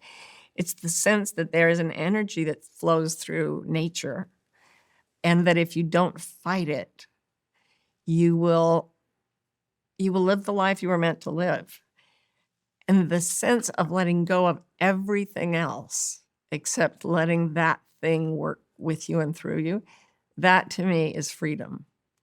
When it comes to food, I trust my gut, and I trust Zoe, a business I'm an investor in and today's sponsor of this podcast. All the nutritionists I've spoken to have highlighted just how misleading information is out there when it comes to food. Take healthy halos. The claims you see on packaging that say things like low sugar and nothing artificial are often a sign of foods to avoid. Have you ever noticed a health claim on fresh fruit? You probably get my point. Understandably, there's loads of distrust out there. Who should you turn to for accurate information? I use Zoe, which is backed by one of the world's largest microbiome databases and most scientifically advanced at-home gut health tests. Zoe gives you proven science whenever you need it. As a Zoe member, you'll get an at-home test kit and personalized nutrition program to help you make smarter food choices that support your gut. To sign up, visit zoe.com and use my code STEVEN10 for 10% off your membership. That's zoe.com, Code Stephen10. Trust your gut. Trust Zoe. From the person you were at, 32 years old, just before 32 years old, you were saying, throughout your teenage years to the person you are now, how radical is the difference? So if I met that 19-year-old teenager and she sat down here. I just went back for the first time in years. I had a gig in Boston, so I went back to Cambridge, which is next to it, and I went with my wife, something that couldn't have happened when I was 17. I had the sense of tapping my younger self on the shoulder and saying, I am from your future, and I can tell you with 100% certainty that it is possible for you to live in a state of almost continuous joy, and that you can get there without dying. You can get there. In fact, your job in this world is to find a way to live in a state of continuous joy without dying. And if she turned to you and said, Dr. Martha Beck, what is step one? What would you say to her? I would say, sit down with yourself and find a part of you that can say to your suffering, which is huge, I love you. It'll be okay. I'm right here. And that's something, I call it kind internal self-talk. And the acronym is KISSed. And I didn't tell anyone about it for decades because it's so corny sounding. But that one thing, in Tibetan Buddhism, they might call it the basis of loving kindness. For years, sometimes, the monks who are trained there and the nuns will sit in meditation for days and days and do nothing but offer kindness to themselves. Themselves? Yeah, it has to start that way. So you sit with your miserable self and you say, I would sit with her and I would say, may you be well, may you be happy, may you be free from suffering, may you feel safe and protected, may you live with ease. And as I offer her those wishes, I become the part of myself that is real. Because the suffering is the part of the dream world. And the reality is infinitely loving. I mean, and intelligent beyond, so far beyond our silly monkey minds. And we can align ourselves with that. And it's like a lifeline that I could throw my younger self. Sometimes I wonder if I did. The suffering is part of the dream world. Oh, yeah.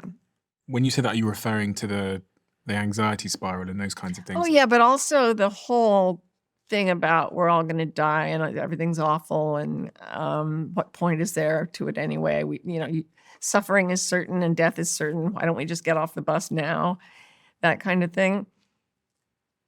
That's the dream. That everybody who's had the awakening experience, Dante said it, Shakespeare said it, they're like, we are such stuff as dreams are made of.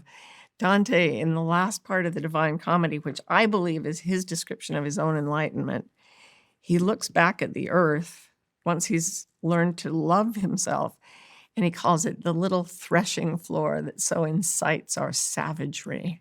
It's nothing compared, now he's with the source of love in paradise, and he describes it as a rose unfolding and producing light. And in Asia, it's a lotus, same thing, a many-petaled flower that keeps opening and opening.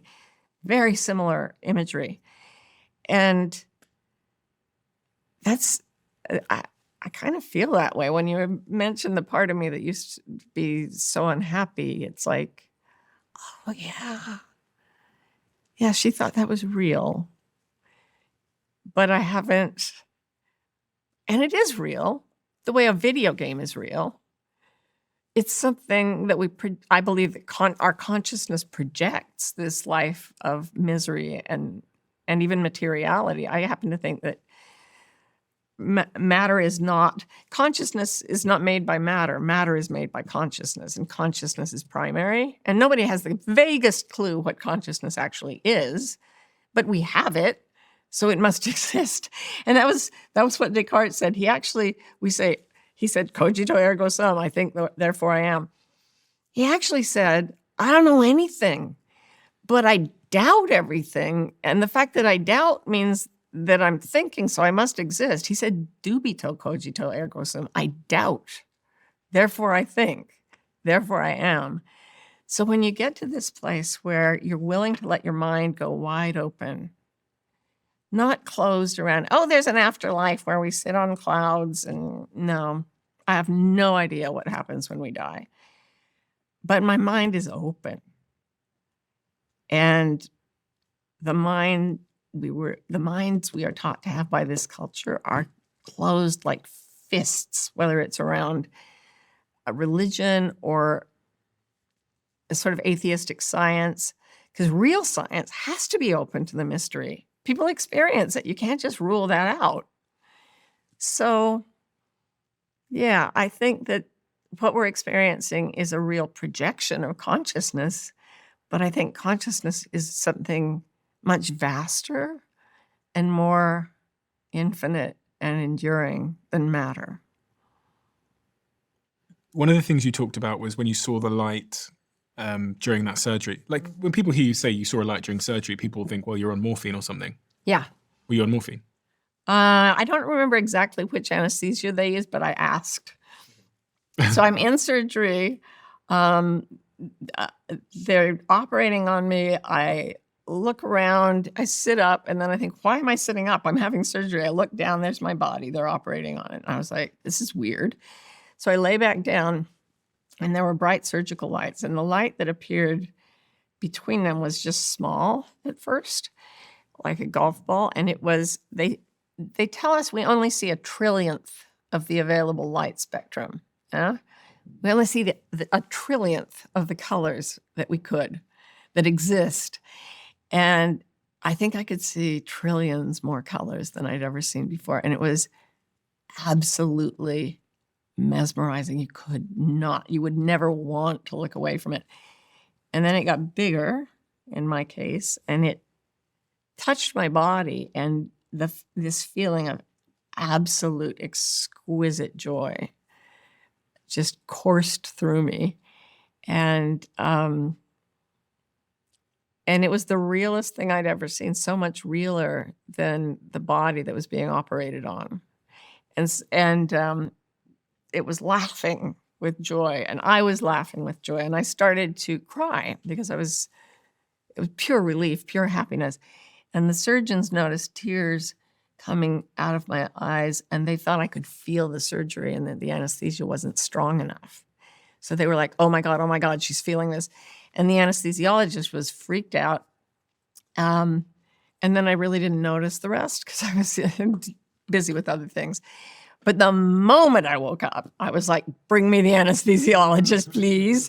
Actually, I couldn't stop crying for hours because I loved everyone so much. And I was just like, everybody that was there was a janitor. I was like, I love you so much. So they brought me the anesthesiologist, and he seemed terrified, which I didn't understand. Now I do. He was afraid that he'd done something wrong so I said, what did you give me? What are the side effects? What happens to people under this surgery? What goes on? And he said, just tell me what happened. And I said, what do you mean? And he said, well, I was going to give you more medication. And then a voice said, don't do that. She's crying because she's happy.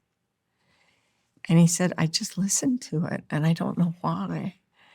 And he was like, did I do the right thing? And so I told him a little bit. It was still, I never thought I'd tell anyone this story. I have ended up telling it over and over. And the memory of it never fades at all. It's not like a typical memory. And he said, do you know how many times this has happened to me in 33 years of giving people anesthesia? I said, how many? And he said, once. And then he gave me a kiss on the forehead and went away.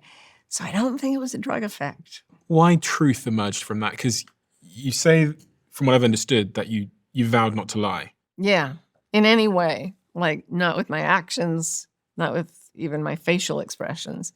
And the reason was, I had heard the truth will set you free. I had studied so many wisdom traditions, looking everywhere for a reason not to commit suicide. I mean, I had really looked. I knew a lot of religious texts, philosophical texts. I had done my homework. And over and over and over and over, it said, the truth will set you free. I was like, in Mormonism, they said the truth is what we've written down here. And it was bogus and phony. And I was like, no. But the light was far more true than anything else I'd ever experienced. It was far more real. So I was like, okay, if truth takes me there, and it told me, not verbally, but it said, look, you've been thinking that you could kill yourself and feel better. And I am telling you that you are meant to learn to feel this way, the way you feel with me now, when you're alive, always. So go and do that. And what I really did was it wasn't even a choice. It was an absolute obsession. I would not live in such a way that I was not conscious of the presence of that light. And that meant every time I lied, you felt how weak you got when you just said something that wasn't true. I felt it withdraw, or myself. You can't withdraw from it. It's everywhere, I believe. But I felt myself less conscious of it. And I was like, okay, that's not going to work. So I decided what I'm going to do is I'm just going to say what's real, do what's real. If a thought comes in that feels like it's pulling me away from that light, I will question that thought. It can't be real. It doesn't set me free. It doesn't bring me into that. I'm going to just investigate everything until I find what feels truest to me. Knowing, by the way, that, as one of my favorite Indian sages says, the only true statement the mind can make is, I do not know. Because we could be dreaming all this. We could be fed misinformation. We could be deep fake. I don't know anything. I mean, with this little monkey brain, I don't know. But in Asia, they have this concept of don't know mind, where the mind is wide open and not clenched around anything. And then you can experience it's the humility of surrendering your primacy, the primacy of human intelligence, to something so much bigger. And still being human and having that be a good thing, but just not mistaking it for godhood. As part of you stepping in, when you step into your truth, so the body knows, from what you've said, the body lives in a better state, a less anxious state, I imagine. Oh, yeah. You know what it is? When people think about stepping into their truth, the reason that they probably don't is because there's consequence to that, or at least there's apparent Goodness, yes. A short-term apparent consequence. I might lose my job. And when people think of truth, they think of like speaking your mind. And in the modern world, you speak your mind, you might lose everything. Well, you ask yourself, is it kind? Is it true? Is it necessary? So you don't say every little thing that crosses your mind, and you don't do it in ways that are unkind. But yes, you may feel that, I felt I had to formally leave Mormonism, which to my entire community of childhood and young adulthood was the sin worse than murder. I was going to outer darkness. It was absolute. I used to walk down the street once I'd done this, and people would physically turn their backs. Friends, right? So, but I had to. So that was a place where, yes, there was a huge consequence. And there will be. I sort of position it as your true nature versus culture. And by culture, I mean anything from a couple's culture to a family culture to a religious to an ethnic, national, whatever. If you serve your true nature, there will come a time when you become countercultural. You do something that is not what your parents approved of, or it's not what your religion taught. How do you know what your true nature is? Is there such an exercise one can go through to figure it out? Yeah, the absence of all suffering, psychological suffering. Okay, so the absence of all psychological suffering is my true nature. Yeah. So is my psychological suffering caused by being not in my true nature? Yeah, it's caused by innocently believing lies you were taught by one of two forces: socialization or trauma. Trauma tells you, oh my God, everything's dangerous all the time, and it gets lodged in the brain. And socialization says things like, You're not good enough. You should try harder. That was a bad choice. You've got to please your mother. All kinds of things. We all have them. And if you want to please your mother and you have that, it's great. If your true nature and your culture go together, there's no conflict. Like, I loved school. My true nature fit that culture. But then my oldest child, who's brilliant, it did not fit that child's culture. And yet I forced my kid to go through school. And we've talked about it a lot since. I wish I hadn't done that. I was young. I had my kids young. And I forced my child to conform with a culture that went against her true nature. And it caused a lot of suffering. Do you suffer? Oh, still, yeah, I was really, really I was deeply sad after the last American election. Deeply sad, but never afraid anymore. Not anxious. And even, the grieving process, when you lose someone, you're going to grieve deeply. And that's a sequence of, denial, anger, bargaining, sadness. There's they put them in a list. Elizabeth Kubler-Ross put them in a list of things you experience when you lose someone or you're going to die. And it's actually more like being in a cement mixer. It just all happens at once. But I actually wouldn't count that as suffering. It is a process. A Peruvian shaman once told me, compassion is the evolution of consciousness in the healing of trauma. And the healing of trauma is the grieving process. So if you're grieving, I would sit with you and I would bring you, warm drinks and put a blanket around you, and I would cry with you and feel with you and love you. But that's not the same to me as psychological suffering, which is that anguished feeling of, I just don't want to be here. This is bad.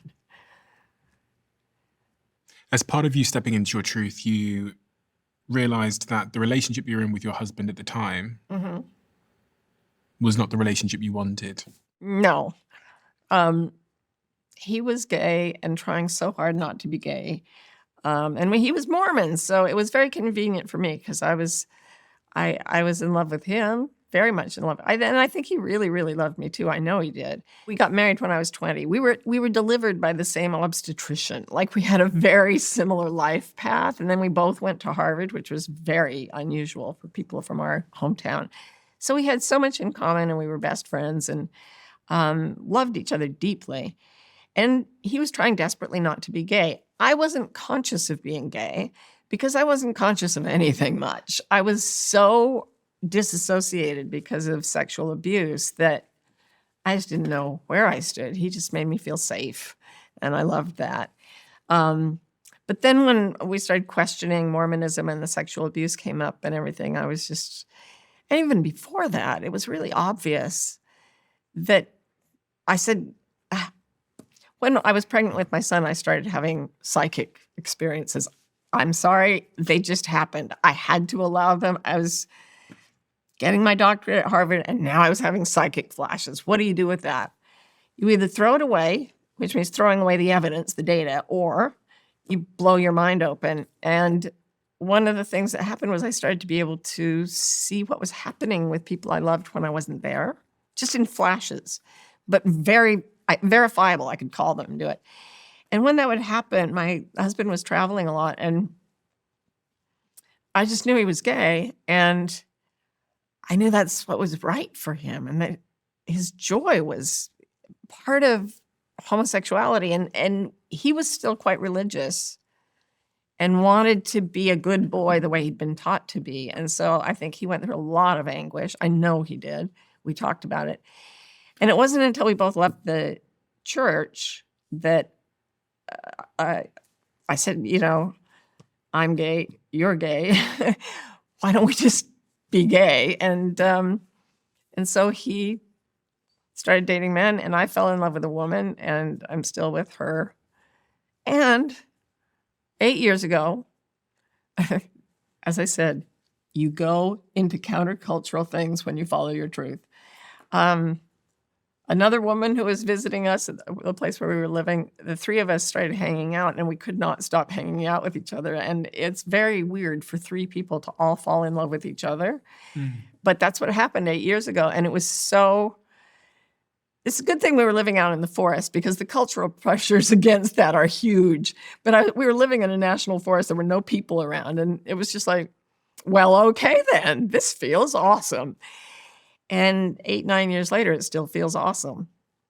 There really is something to that. There really is something to this idea that when you follow your truth, you'll live a countercultural life. Yeah. Do you know how embarrassing it is for me to sit and tell people, and not only am I gay, but I have 2 partners, not I don't one. think it's embarrassing. I've got a good friend of mine that's that is married, but also in love with another couple. So they're like a 4, and they like raise the kids together and stuff. And yeah, I mean, there's nothing. It's.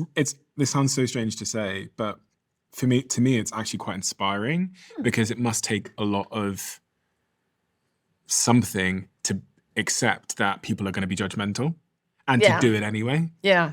So I mean, I'm like, oh God, I wish I had like, if that's how I felt, would I be the type of person that would be strong enough to follow that feeling? Yeah. If that's like how I felt, or would I just bat the feeling away? I actually think I'd bat the feeling away, and I don't like that about myself. Because of consequence. And the consequence for me would be, in my head, it would be quite grave. Yeah, because you're a public figure. Yeah, so it's going to be written about everywhere, and people are going to think, they're going to tweet me all day saying, oh, Steve's dating 5 people or whatever. When this happened, when the 3 of us realized we were actually for several weeks, we were like, this is normal, right? It's very normal for 3 people to sit very close together on the same couch and talk for hours. And then finally I was like, oh my God, I'm in love with both of you. And they were like, yeah, we're all in love with both of each other. And I said, it's fine for you two. I'm on an integrity cleanse, and I have to tell the truth all the time to a lot of people. But it was like being hit by a train, the joy that came with that. I remember Karen, my original partner, who'd been with me for like 22 years at the time. She came to me and she sat me down and she said, I've been spending a lot of time with Rowan. Who's this other lady? Yeah, Rowan. this writer from Australia who had come to do some work in the U.S. And she was staying with us for a while, but not with us, with some other people on a neighboring property. And Karen said, yeah, we've been hanging out, and I just, I'm having very, very strong feelings. It's kind of like a fire hose of love. And I don't know if it's like maybe spiritual and I remember just smiling at her the way you do with your friends when they are in love and going, you're in love with her. And I looked inside myself for any fear, any anger, any jealousy, nothing. It was like an explosion of pure joy, just joy beyond joy beyond joy. And I was like, this is amazing. Does she feel the same way about you? Bring her, tell her to come here. Let's all get to know each other. This is awesome. And I'll move into the guest room and you guys can have the master bedroom and there will be more love in this house. And that's just how it felt. And that's how it's felt to me ever since. And that's my alternative to feeling suicidal. Roe calls it feeling good by looking weird. And is that, it's been how many years now? 4 years, did you say? So 8. 8 years, wow. Is it difficult? It's like, now I just think about how do couples do it? And it's like a 2-legged stool. How would that even work? Like, you need the balance of 3. Like, if somebody gets in an argument, who's the referee? And how do you even do that with 2 people?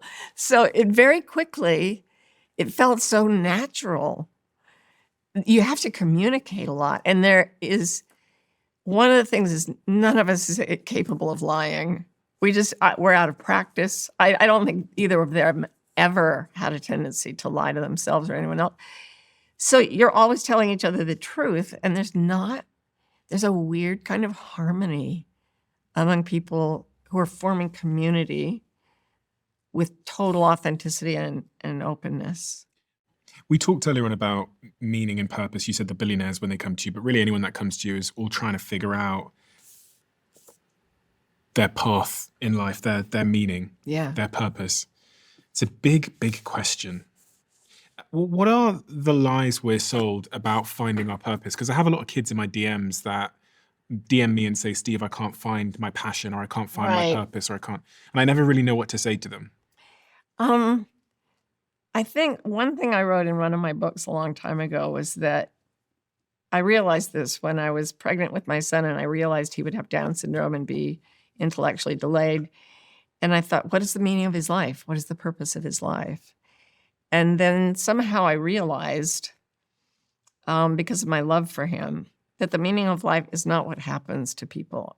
The meaning of life, your purpose in life, is what happens between people. So it's in the meeting. You have a home in South Africa, so you know about Ubuntu, yeah? Bought the house this year, so I mean, I've been working a lot, and it's only really at the end of the year that I get to go there. So I don't really know South Africa well yet. Well, the concept of Ubuntu, I think, is dominant throughout a lot of Africa. And there's no English translation, and it is completely the opposite of our cultural individualism. And the meaning of Ubuntu is basically, I am me because we are us.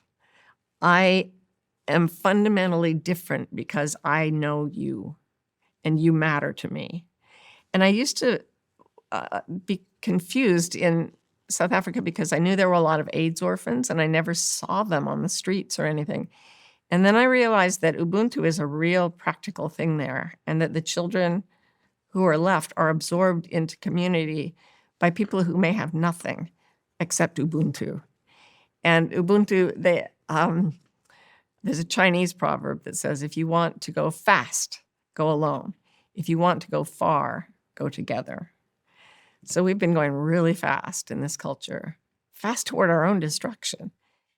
I am me because I am because we are is the closest thing you can say to it. But conceptually, it means the space between us. So that's another thing you can do, an exercise you can do to get into your right hemisphere. So we're looking at each other. But if you look, without moving your eyes, look at the distance between us. Look at the openness between us. Mm-hmm. Do you feel how it changes your gaze? Yeah. How it changes your heartbeat? This is how people like Carl Jung, the psychologist, had a dear friend who was a Pueblo Indian, and he said, what do you really think of us Anglos? And he said, we think you're insane. And he said, why? And this guy's name was Chief Mountain Lake. He said, you're always staring at things, and yet you never see each other. You never see what's between you. And our eyes are soft, and yours are hard. And when you and I just did that, my whole body went into a state of, it's like the light. It's like that light I'm more conscious of it when I'm looking at the space between us, and I feel you. Mm-hmm. I don't just see you. I felt like my heart rate dropped. Yeah, so did mine. That's kind of how I just felt really calm. Yeah. And I was trying to look at the space in between. Yeah. So I'm trying right now to start building communities of Ubuntu. I started one online just to foster people's creativity and help them move into this state of being. And it's called Wilder because when we were wilder, that's how we looked at each other. That's how your dog and your cat look at you. That's why we love being with them, because they look at us and they look at the space between us and their eyes are soft. And if there's a fly that goes by, they'll get sharp. And that's the hunting instinct. But then when they're looking at something they love, they're looking at the whole space and feeling each other. So if someone sends me a DM and says, I can't find my purpose in life, what do you suggest I respond? I'd say, first of all, sit down and offer love to the part of you that's in so much stress because you can't find your purpose. That's a horrible feeling. Mm-hmm. You know your purpose, but you can't find it because it's being drowned out by what you've been taught. And that hurts. And I'm really sorry because I know that pain. Go and sit down or find a friend, find someone trustworthy, find community, and tell them, it's what Mary Oliver says, tell me about despair, yours, and I will tell you mine. And she talks about the wild geese announcing your place in the family of things when you can communicate your despair and feel heard and feel connected. And what happens between people will fill in the gaps in your knowledge, and you'll realize, my purpose is where my deep gladness and the world's deep hunger meet. And I can feel that when I love, love is not like goopy gipky. It's My deep gladness. Yeah, that's from Friedrich Buechner, who was a theologian, German theologian. He said, your mission in life is where your deep gladness and the world's deep hunger meet. So what you just described, a young person reaching out to you and saying, what is my purpose? And you are asking yourself, what do I say? So you're looking at the relationship between this young person and you are in Ubuntu. You're looking at the space between you, and your deep gladness is to heal the scars and wounds in this person you've never met, but who is deeply hungry for something the culture is not giving him or her or them. That's your deep gladness and their deep hunger. And you've been serving that really well, like so much better than most people I've met in my life. And by deep gladness, how I interpreted that was the thing that makes me happy, or the thing that makes me feel good. Yeah, that's people could take that a number of different ways. This is a deep gladness. It's something you feel in your viscera. It's like the most.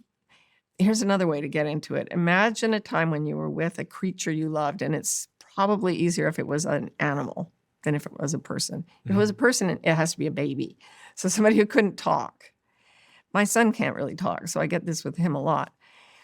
And remember a time when you relaxed completely into the presence of this other being, and the cat was purring on your chest, or the dog had his head on your lap, and there was no pressure to do anything.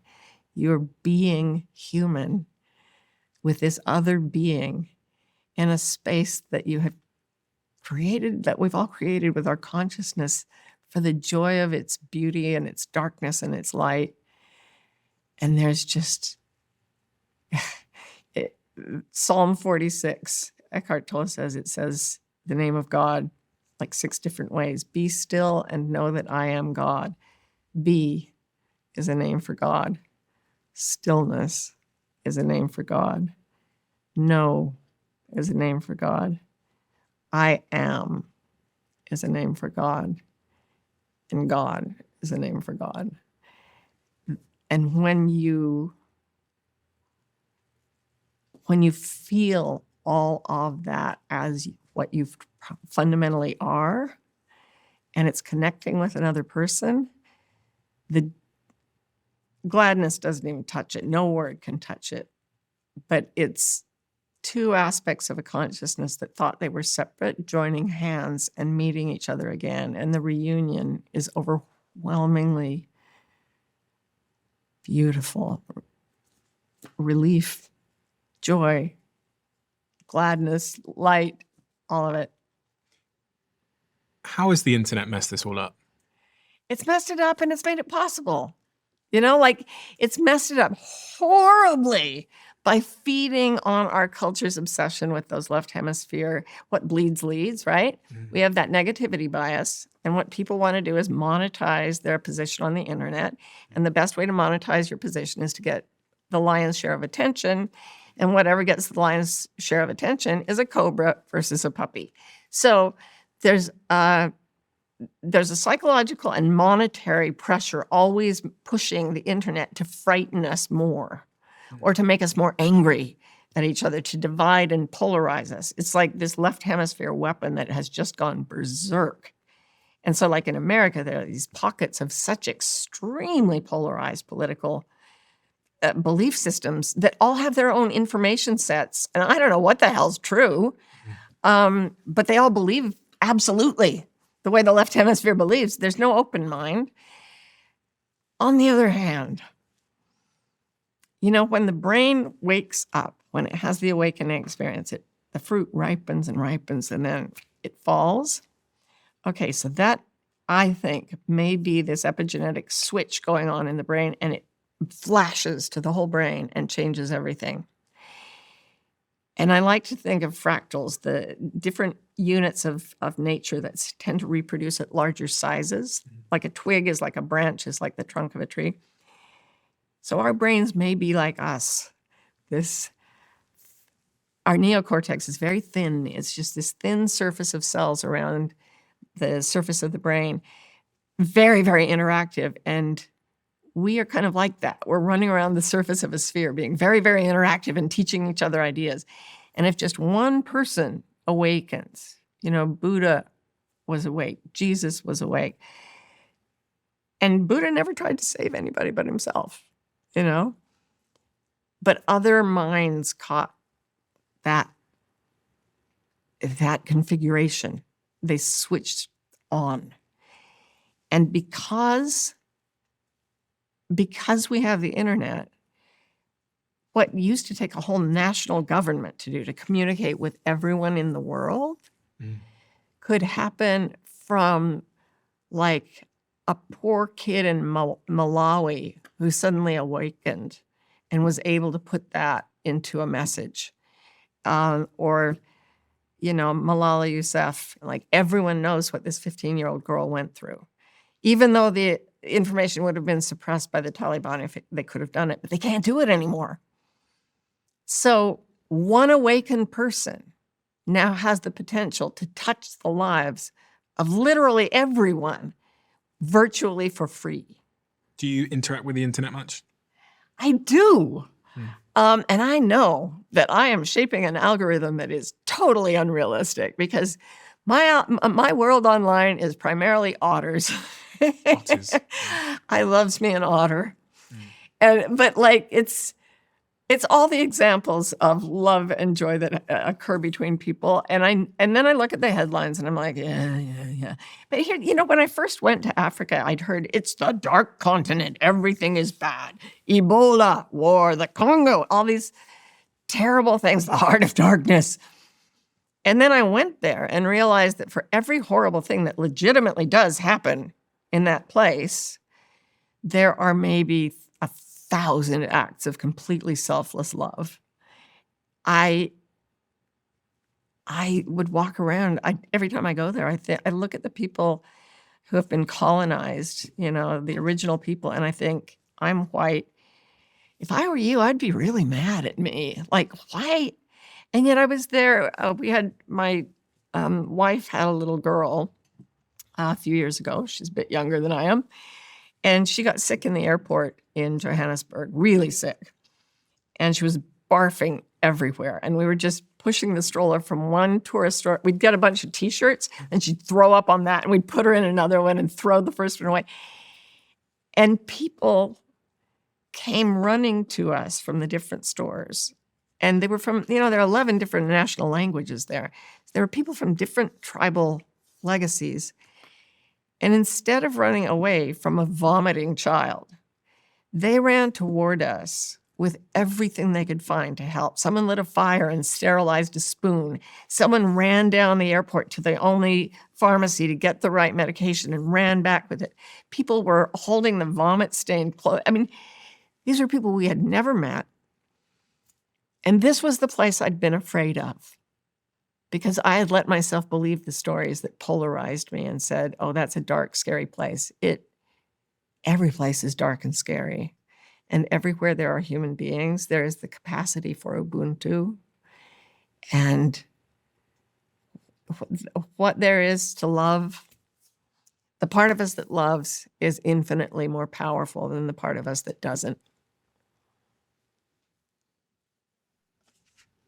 Amen. What is the most important thing in your new book, Beyond Anxiety, Curiosity, Creativity, and Finding Your Life's Purpose, that we haven't talked about yet? I would say I wish I could, I don't know how to how to say this clearly enough. And I've said it here.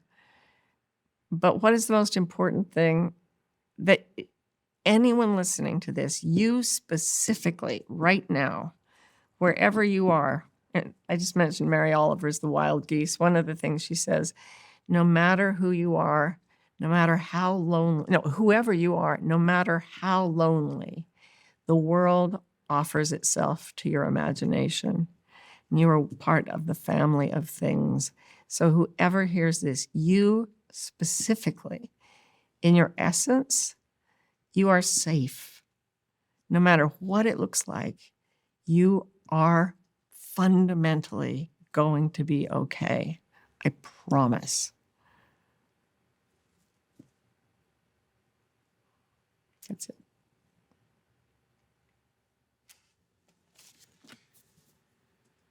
Dr. Martha Beck, we have a closing tradition on the podcast where the last guest leaves a question for the next guest, not knowing who they're leaving the question for. Okay. And the question that has been left for you is... Ooh. This is a tricky one. Mm. And you can interpret this however you wish. Okay.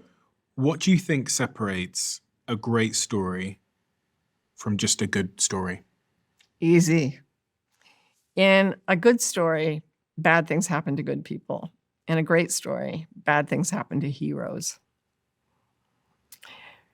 Because there's always conflict, and there's always suffering, and that can be just like, oh, that was awful.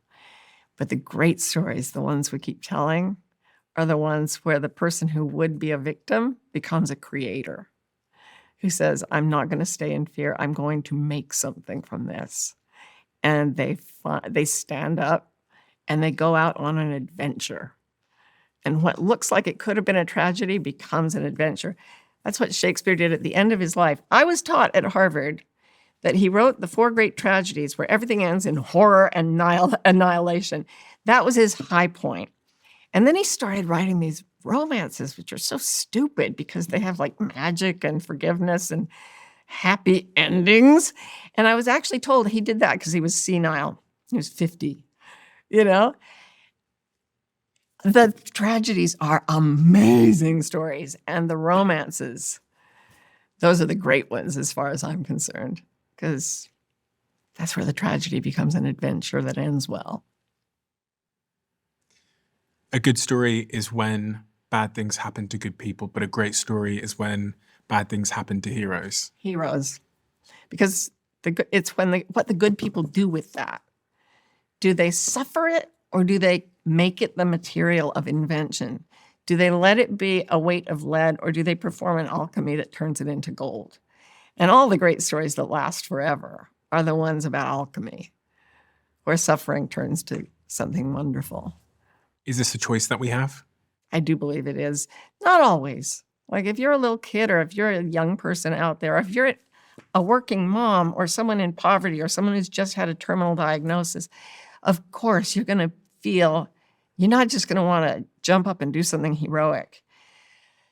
Be kind. Be kind.